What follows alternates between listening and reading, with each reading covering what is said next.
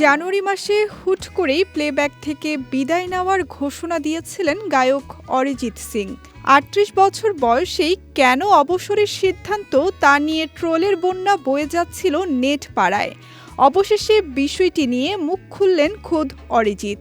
সামাজিক যোগাযোগ মাধ্যম এক্স হ্যান্ডেলে এক দীর্ঘ পোস্টে ট্রোলারদের যেমন কড়া জবাব দিয়েছেন, তেমনি ভক্তদের দিয়েছেন ধৈর্য ধরার পরামর্শ।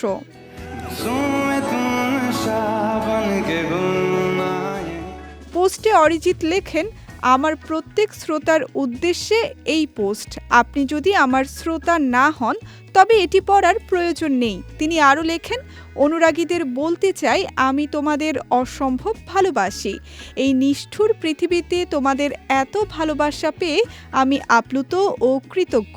আমি প্লেব্যাককে বিদায় জানিয়েছি ঠিকই, তবে এটাও জানিয়েছি যে আমার হাতে থাকা বাকি কাজগুলো আমি শেষ করব।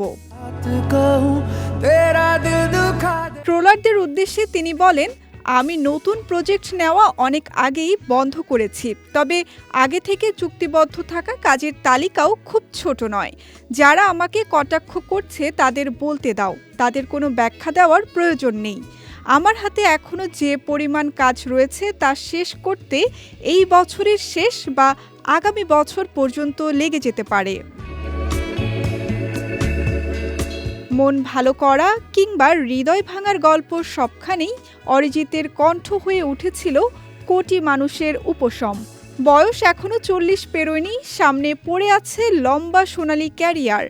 এমন সময়ে প্লেব্যাক থেকে সরে দাঁড়ানোর সিদ্ধান্ত ভক্তদের জন্য মেনে নেওয়া কঠিন। তবে গায়ক স্পষ্ট করে দিয়েছেন, তিনি কেবল সিনেমার জন্য গান গাওয়া বন্ধ করছেন।